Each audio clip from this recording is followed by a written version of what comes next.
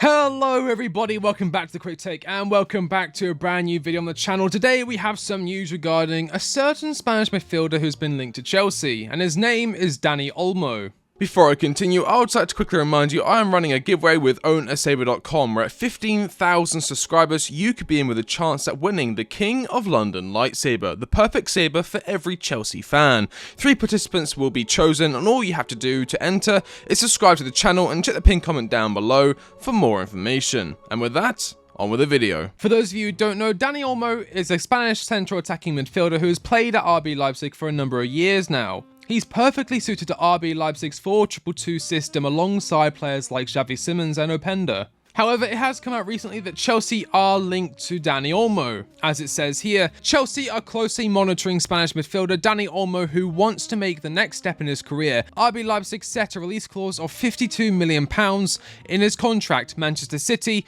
Arsenal, Real Madrid and Atletico are also interested. The fee is high for Barcelona. Now, in theory, this is actually quite a good deal. £52 million for a player like Dani Olmo in today's market, it's actually not bad when you consider players like Kai Havertz and Mason Mount go for around £60 to £65 million. Dani Olmo is twice the player of those two combined. He is a brilliant attacking player for RB Leipzig. He plays, as I said, he plays in behind the strikers next to Xavi Simons, who is having an unbelievable season, and another player Chelsea are reportedly keeping an eye on, and I would do many things alongside Victor Osimhen. I'd do many things to see Xavi Simons in a Chelsea shirt. I think he's unbelievable, but that's not Dani Olmo. As said, Chelsea have been linked to Dani Olmo. The only problem is, though, he would be coming into a position that's fairly stacked at Chelsea. You know, you look at players like Cole Palmer, you look at players like Christopher Nkunku, who is out injured. Dani Olmo is out injured right now with a knee injury, but Christopher Nkunku is out injured, but he will come back. And when he comes back, it's going to be very, very hard to drop him because we've all seen the quality that he brings to a side. We saw it during preseason, and we've seen it for the past few seasons at RB Leipzig. To see Dani Olmo fit into this side, I can't picture it. My mind for the attack is Osimhen and striker, and Nkunku behind him, Mudryk on the left, and then, I don't know, maybe Sterling on the right-hand side, although Sterling, he's a bit of a strange player, Raheem Sterling. Some games he's good, some games he's terrible, and you wish he hadn't started. You got Noni Madueke, who, of course, had his whole injury situation where he went to a party, and that really upset Pochettino. Obviously, he doesn't want his players to be taking unnecessary risks, and they should be resting if they're injured. But again, I just don't know where he's going to fit in. You got players like Kendry Paez coming through. Conor Gallagher is also being played at cam, although when Christopher Nkunku comes back, we'll see where he'll be playing then, if he does play, although he has been given the captaincy. Although, again, you could make the argument he's only been given that captaincy as a result of the situation he's found himself in. Reece James is out injured and so is Chilwell. So there's loads of questions around this deal as to whether or not he would fit into this side. Is he a great player? Yes. Would he start for us? Yes. But it does halt the development and limits players like Cole Palmer, who is having a brilliant start to a life at Chelsea. He's hit the ground running coming in from Manchester City.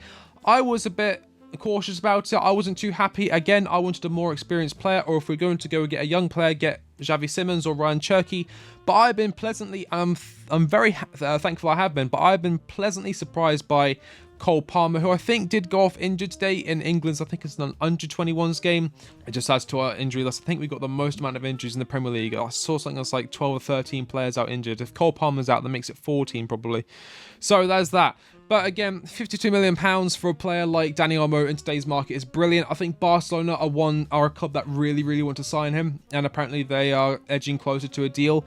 I'll throw it up on the screen here. I think it was Managing Barca that posted it, but Barcelona have their own financial issues. I don't know how many of you guys have followed, well, if you're watching a football YouTuber, you've most likely followed football news, but if you know anything about Barcelona, they have struggled financially, and to see them try and pull off a deal for £52 million for Dani Olmo after they're trying to get, they're trying to keep João Felix, who will not be cheap and who's already on quite high wages. Dani Olmo's on quite high wages as well. I think he's on like 170,000 euros a week, 180 around about that ballpark. So he's not cheap, and he obviously want to increase that. He wants to go to that next step in his career, so he'll be asking for more wages. So would I take him? Probably not. Not with the team that we're building at the moment. I don't think Dani Olmo would fit in. I think we would be better off spending our money on, I don't know, £52 million, add 10, 20 million onto that, you got Mike Maignan, add 60, 70 onto that, 80 maybe, and you got one of the best strikers in the world in Victor Osimhen.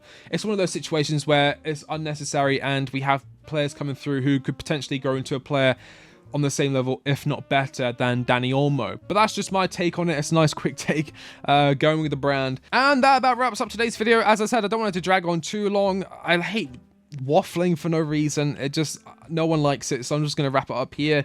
I've got everything I want to say out. I've brought you the news. You're welcome. No, I'm joking. But I've been the quick take, and I'll catch you on the next one. See you later.